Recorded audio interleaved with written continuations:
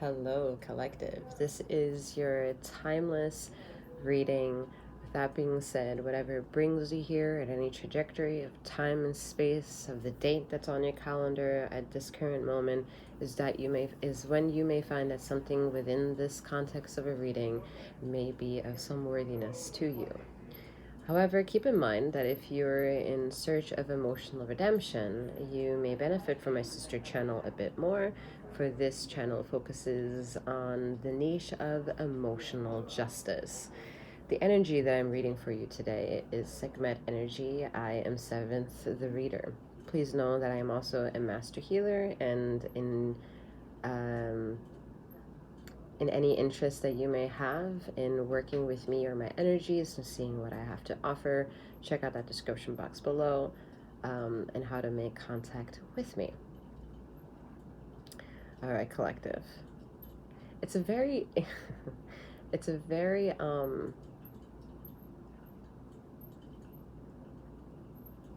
kind of like dilly-dallying kind of energy. Kind of like bouncy. It's like hot and cold a little bit, frivolous, spicy, anything but ordinary. And it's keeping the majority, I would say, level-headed with an idea of some sort of purpose.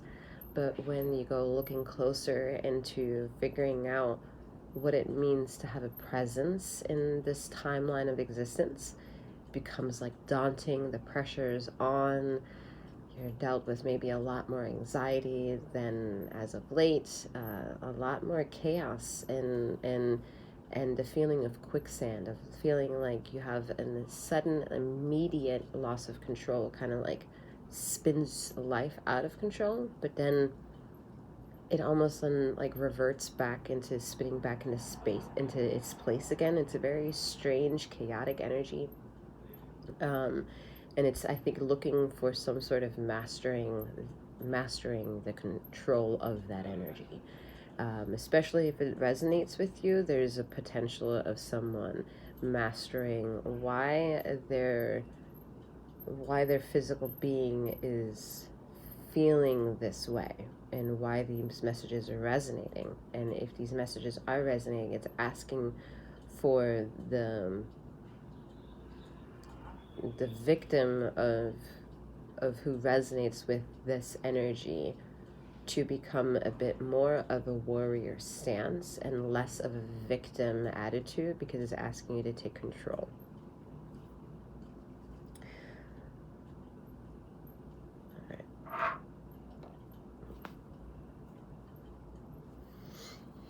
All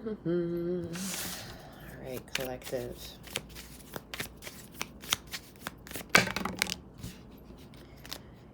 Alright, we have some feisty energy wanting to break the surface, as if someone in somebody's corner is being like very childish and asking for a lot but can't deliver enough, like a tattletale, a bit of like sibling rivalry, maybe toddler. It's getting less and less mature, it's less and less mature the more we get into the energy.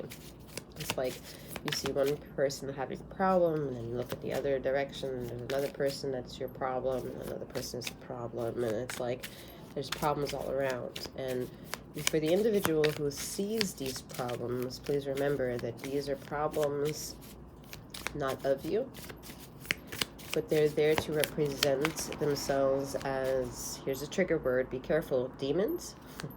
Because the quest is to gain control. So the best way to get the objective to gain control is to trigger that something is coming to want to take control over you. So fear is first going to be triggered because most likely you're the one who doesn't want to be a victim of somebody else's control. So you first will take the imputing of negative energy. And then now you're going to compute that with a binary coding of emotional intelligence, trying to figure out if you feel guilty or not, if you have some sort of say in the negotiation of the negativity that you received. And this individual, the majority of you who are resonating with this message, are not feeling guilty, which is great. You're feeling careful. That's the best way I can put it right now. Feeling careful, attentive, a bit analytical, and just very cautious. And that is a very big power move, because it's forcing you to master the card that I fucking can't stand in tarot, which is the Seven of Swords. You're learning how to master the Seven of Swords energy that is about deception. But the reason why, one, I hate it so much is because it gets very personal now. You know, it's a minor arcana. It gets very detail-oriented and nitpicky, trying to figure out who is not watching somebody's back, who has an eye out for someone, and who's ultimately lying or taking more than they can handle. So this position in your life is almost asking you to master the Seven of Swords energy, which again I like, because it's a power move. It's a power move to get you to have control, because the more control you are of your own narrative, the more you can handle being put on the spot of having to go or negate your faults, right? And that's where you are. You're learning how to take in the negativity by, let's call it judgment for the face value of what they are. And the people that are around you, I'm not saying that those labels that the label that I use as demons fits the marker for every person that's negative in your life. That's not what I'm saying. But I'm making a very I'm using a very triggering word for you to possibly think a different way, so that way you look at what your problem is in a different way. And that different way is for you to not look at the problem with more negativity, but look at the problem with a positive twist, so that way you can control the quote-unquote next move, and that way you don't feel so, let's say, in the gunk or in the funk of things, feeling that everyone around you is miserable, or that you feel like the world is mirroring misery to you because you are also a miserable person.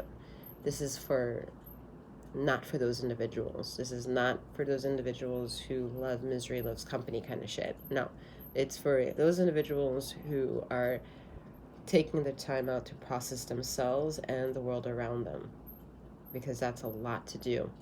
And it doesn't involve a selfish ego. It doesn't involve selfishness. It doesn't involve narcissism. All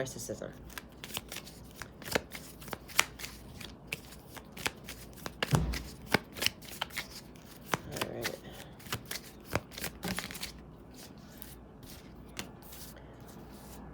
All right. The Masquerade. Hiding your true self. Hiding your true self. Painting away. Someone is around you. Like, some of this negative energy that's being deceptive is this, like, their energy speaks louder than the body. And it's a lot of jealousy.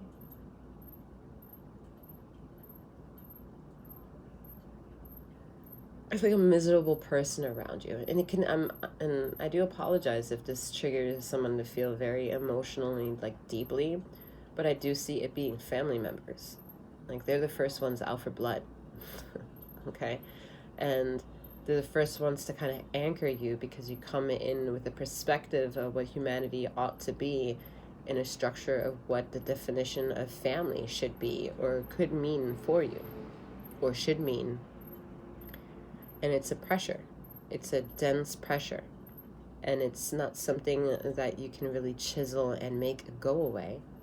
You kind of you grow with the harvest of the seeds that you were given.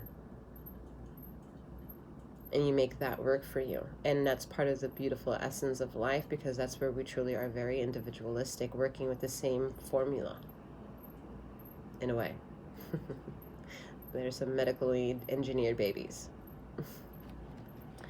We have the Vengeance. Overcoming slights, a choice. Yeah, it's like that bounciness, having to make a decision. right? That little, oh, see, what did I say? The deceptive energy. The fucking thief. I didn't even see that until now. Seizing the moment and selfishness. The thief, the deceptive energy. Mastering it. How fascinating is that? Mastering the deceptive energy. And it scares a lot of fucking people. It's funny though, because 90% of the people that are afraid of that sort of talk are the first ones to make 100% of the flaws. I'm not going to get much into that, but I will address that there's a lot of emotional manipulation to prevent someone to have to say something. So they rather live in the bubble of their own gunk.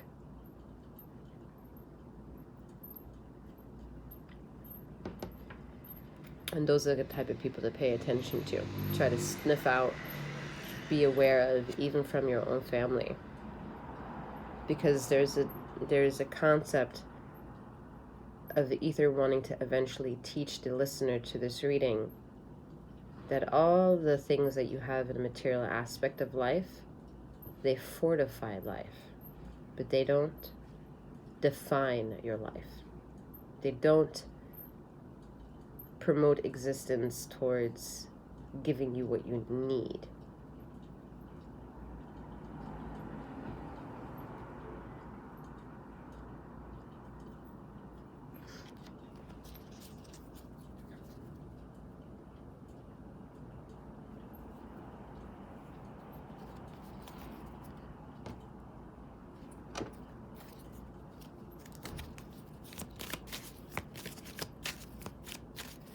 Thing here on a timer, and I just can't tell if it's gonna go off. So if this breaks for a second, it's because I'm trying to not have that interruption.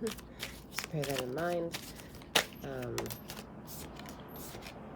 we have the Hierophant. So if someone is like, you're in a prestigious role here of taking yourself very seriously. You have come a very long way to understand the perspective of life that you have, the narrative that you wake up with, go to sleep with, like it's your own. And you have a family that someone really loves, someone really loves their family, but damn, it's hot and heavy with the attitudes flying around. Especially the character definitions of everyone, and especially if you're a mommy or play the role of mommy, it's like very exhausting towards your intuition, because it's anchoring you, and it's anchoring in a way that's causing vengeance, but not in a healthy way, because the vengeance is not allowing itself to move because you need a reading. Let's put it that way, right? Like you think you need something. So if you think you need it, it's feeding the vengeance attributes instead of maybe looking at it from a different angle. Let's say if you were to, after this reading, felt compelled to listen to the other channel, then there's something then that happens with your vengeance. It's literally taking the definition of then the words of this card, which is overcoming slights and a choice, but making them very personal so that way you understand them, that way you can change them. And even if they externally find commonalities with other people, it's such a unique experience that you only know all that work required to get those results done. Only you know. And that is such a power move that, yeah, sometimes it gets very exhausting to know that power move in secret, because everyone just swarms around you because you have a lot of energy to give. Like you resonate a lot more energy in your immediate circle than anyone else really around you. And it's, look at that, temperance energy, or you're glowing. From afar, up close, it's like really difficult not to see that. And the universe is putting you in this position, so it might feel very awkward, like a fish out of the water, very unsure, and that's why you're like, you don't really know what to do, unsure of yourself. That energy that I picked up in the beginning of the reading, and it's because the major arcanas are here putting you in this position. So it's like you're good, but then not good. Like the goal is for you to become aware of feelings without words. Like you'll realize that becoming aware of your feelings without words is the most difficult shit that you can do, because you're like, well, I don't even know if I use the right word to try to define this feeling, but then you diminish the word, and then what are you left with? Just a feeling. Getting into a position of that kind of psychological game is an important one, because it challenges you to not have any emotional, codependent relationship with any language, but literally use them as a transaction of what they are, which it is that they are. Because English is a very transactionalized language. Someone who speaks English as their second language, it diminishes the romance that can be found in any other type of, pretty much any other language. And no, I'm not a linguist. Neither am I going to claim to be. So, for those of you who seek offense, try to find out the reason through my point. Anyway, let's go back, because the more I feel like I go to that angle, the more I'm like, oh, that's not true. I don't know if I agree. So we're going to wheel back, and we're going to keep it very focused on you, the individual.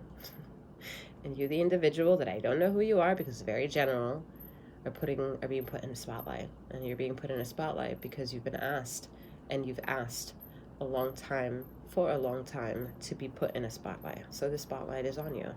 And it is up to you to figure it out. It is up to you to figure out also what's not working. And then don't pay attention too much of what's not working, but look at the things that are working, and then question yourself how you made them work. And then maybe if you understand that, maybe go back to what you think is not working, and then figure out if that's even a thing to have in your arsenal. Because maybe it's not supposed to work at all, because it's not yours to focus on. It's not yours that you can't have it, or that you don't, it's not that way. It's like so many people are so worried about a narrative like, oh, that person needs to be mine, and I'm going to go home and do all these potions and money spells and love spells to get this person to love me.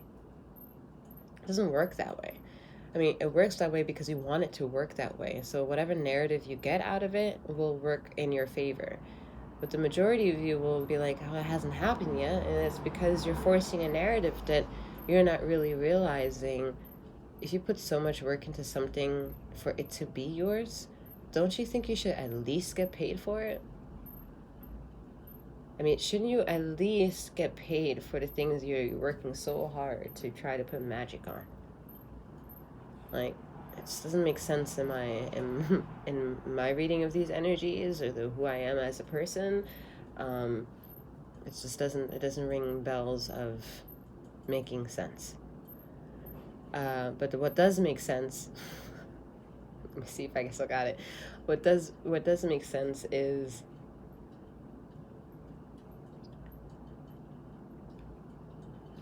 figuring out whether or not we are good or bad, because trying to understand what definition is of good and then compare it to bad is a one hell of a fucking shit show, and you'll get maybe millions of different definitions, and that is a good trajectory to start with, because especially if you are primary in English and you need to understand what it means to have a romantic love language yourself with people with utilizing English, it's easier to understand how can you be of service for something without losing your dignity, because that's where you'll always show up. And even if somebody doesn't pay you, you will have considered being paid. And that's kind of how you can start building on some sort of some sort of basis, that the healing that you're doing, the things that you know that you're committed on, whether it's your faith, your love, your family, your work, whatever it is that you want to sit on and call yours.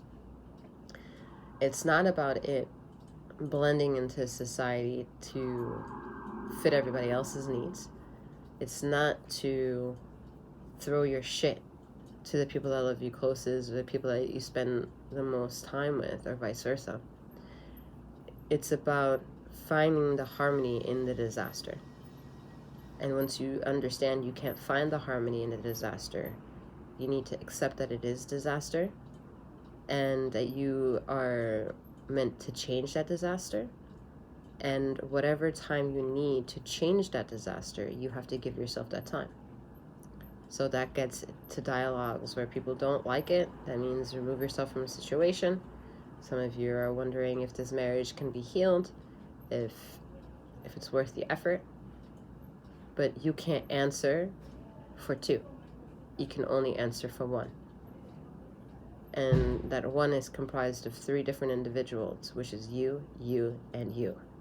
So you need to figure out those 3 facets for yourself, emotionally, physically, and ethereally, and then go back to what it is that you claim you want to have of us, or we, or of some sort of commitment, whether it's to child to parent, parent to child, husband, wife, I don't know, I don't care.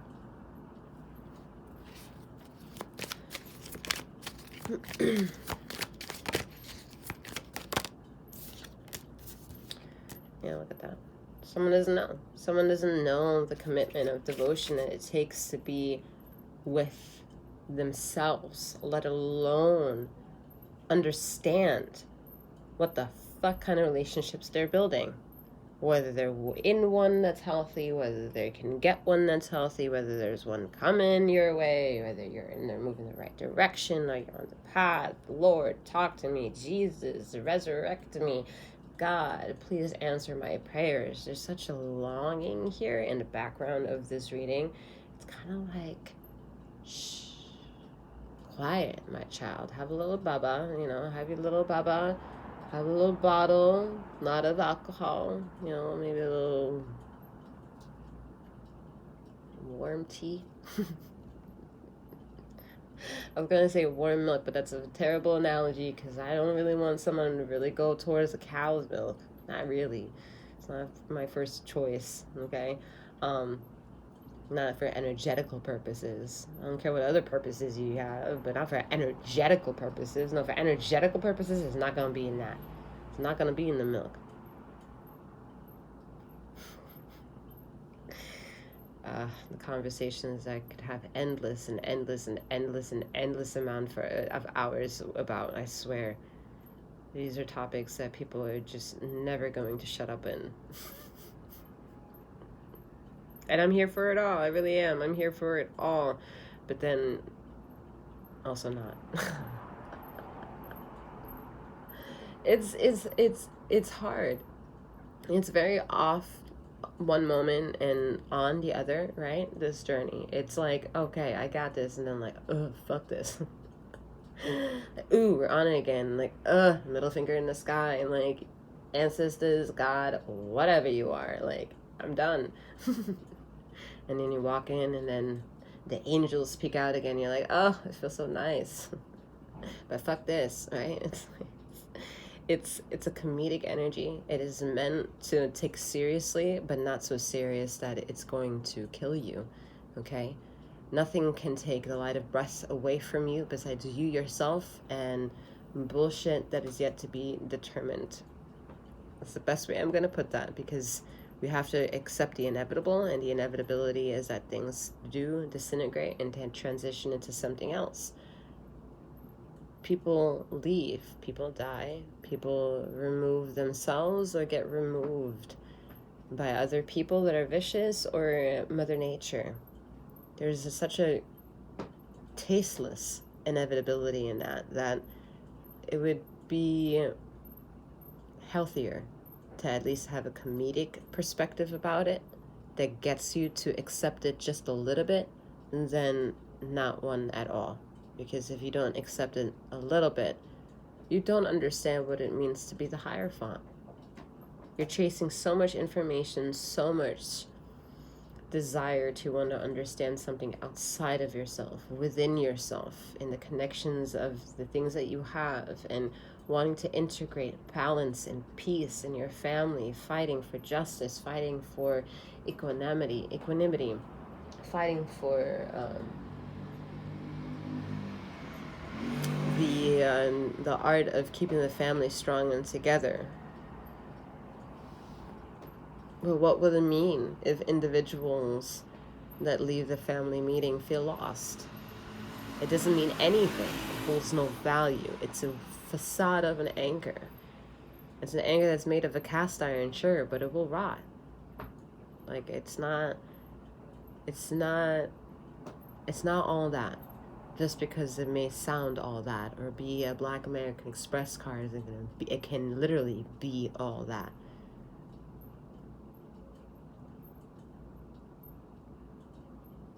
Some of y'all got a lot of money and don't know what to do with yourselves. And that's weird perspective for those that don't have a lot of money and could wish to have $1 of some of your money just so that they can let go of finally getting a plan done that they've been wishing they could fulfill in the last 6 months, maybe 6 years. I don't know, go bowling. And they couldn't even go bowling. Some of you go bowling on a, I don't know, weekly basis maybe. I don't fucking know. But the chaos is around unanimously, and we will all feel its pressure. Whether it belongs to you or not, you will still feel it, because we will not run away from participating in knowing something or being somewhat interconnected with one another. You're not going to get away with that. Ever. Like, you can have 1,000,000+ trillions of lifetimes until you will understand that message.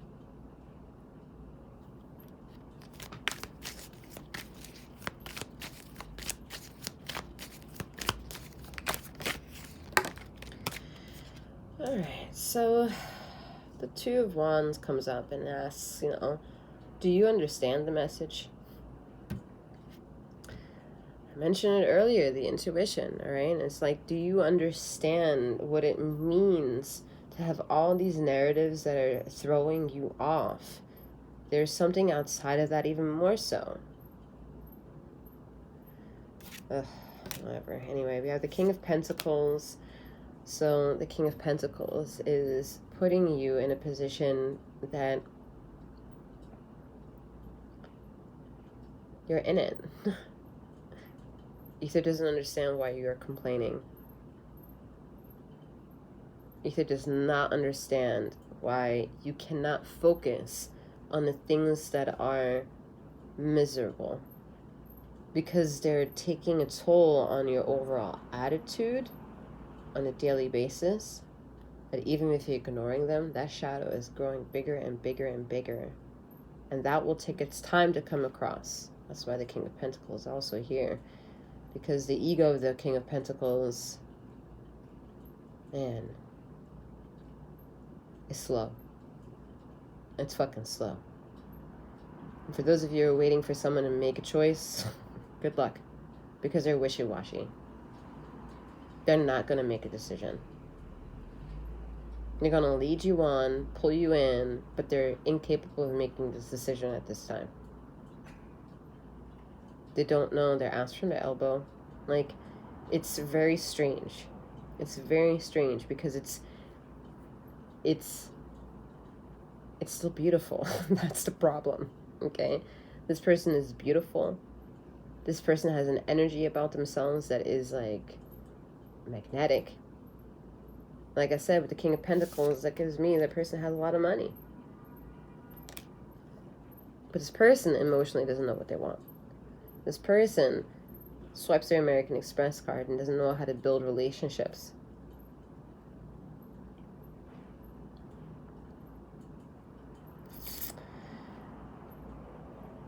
And then you have the narrative of some ladies saying, well, I'm all about the money anyway. I'd rather be supported. What the fuck does that mean, though? You'd rather be supported financially. What the hell does that mean?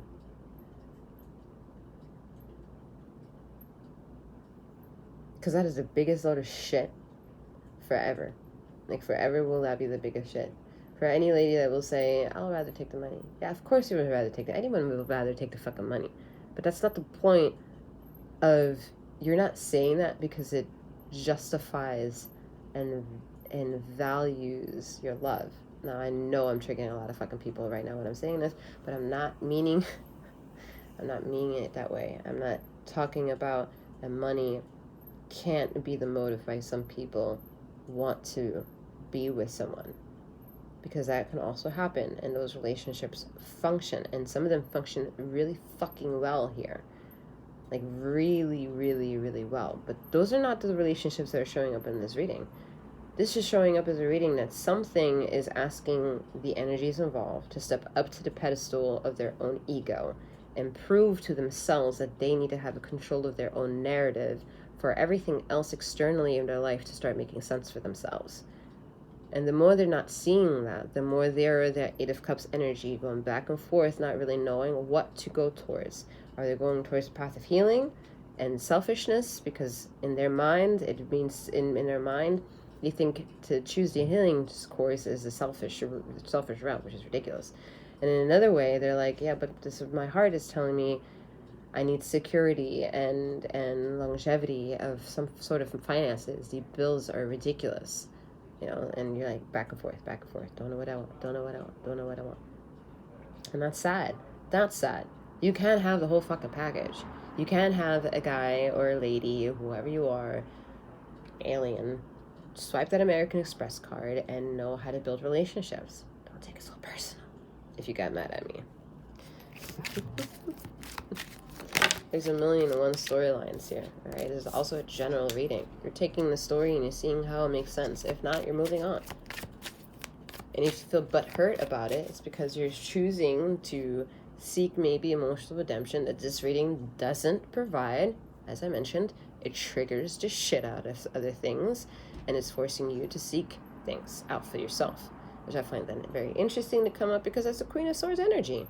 You're intrigued to understand the purpose of being motivated by something, and that motivation comes from the major arcanas that started off this reading to say that, yeah, the proof is in the pudding. You're right there. You're attractive. You are somebody who knows the information, can repeat the information, and maybe even so far so that you're so good at teaching it that students come back and bring you more of their students and advice. It's just a hierarchy of shit, all right? Like, you're very prestigious. And part of that is your heart space is searching for justice in any given situation. And that's where Sekhmet rules. She rules in the justice of situations. She doesn't give a shit about your fucking feelings. She doesn't give a shit about your feelings or anybody else's feelings, or if you're married, not married, siblings, twins, triplets. Like, she don't give a shit. She don't give a flying fuck. All right? And in that knowledge, it is the most fair that you can be, because that is a fair sentence for everyone involved. A very fair sentence.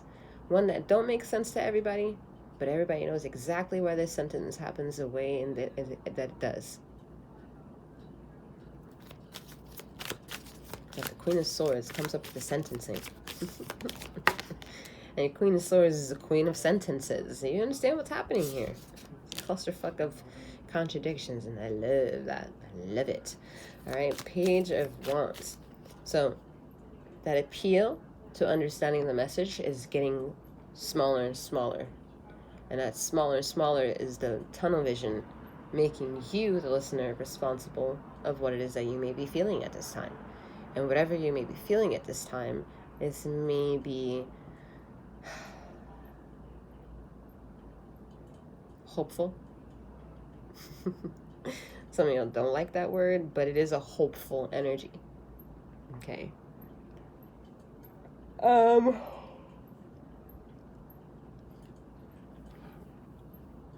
Be careful. This Queen of Swords is not in her most prestigious level right now, because I can see that with the Temperance, that card here. She's not in the prestigious level, so you could become very slighted by this King of Pentacles energy here, and bear that in mind. Figure out who is who in the narrative. But I see someone here who's really good at their feelings, this side over here. And this person understands exactly their money moves, their ways of handling their finances or whatever, and knows how to lure you in. Whoever resonates in being the Queen of Swords energy, all right? This person is luring you in and is using passion to do it, all right? But the reason why I say be careful is because, well, the Queen of Swords likes to have control over everything as much as possible. All right, very Libra energy.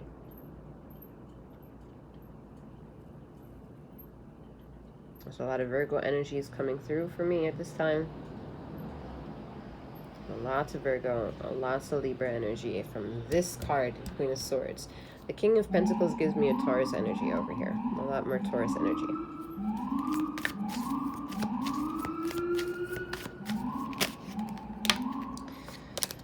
Alright. Judgment. Yeah. It's luring you in, man. The energy is luring you in. Someone's answer to the question. I'll give you 5 seconds to state your question. And the answer is no. Alright, so ultimately this individual is battling their own demons, okay? This individual, and this could be you, figure out who's who, but this individual who has assets, has a troubled mind, and even more so, a very troubled heart. And this individual is not the one listening to this reading at this time. And there's a big no on that energy, although it's going to take you maybe a long time to figure that out for yourself, because you're a Page of Wands listening out to that message right now.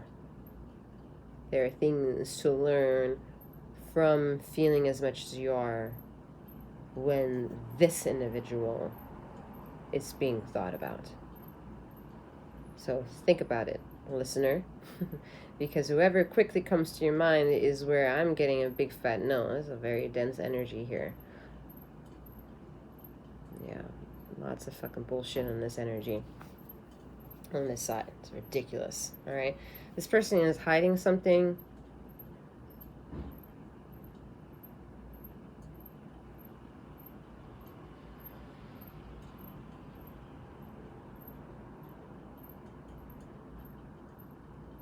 Person's hiding something in the kitchen.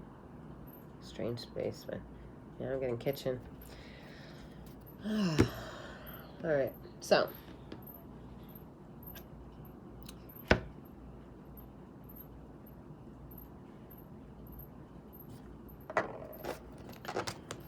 alright, collective. I'm gonna slowly start letting you go as you slowly leave this reading behind. Consider checking out the items listed in the description box below.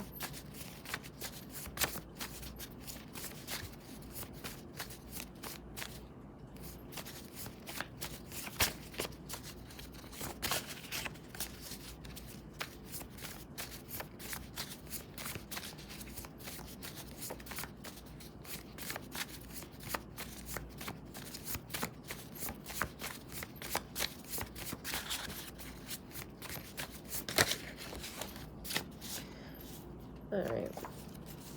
Life is not permanent. Yeah, came up before.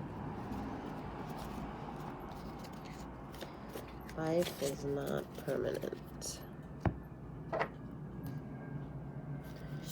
We have to practice silence is to practice awareness.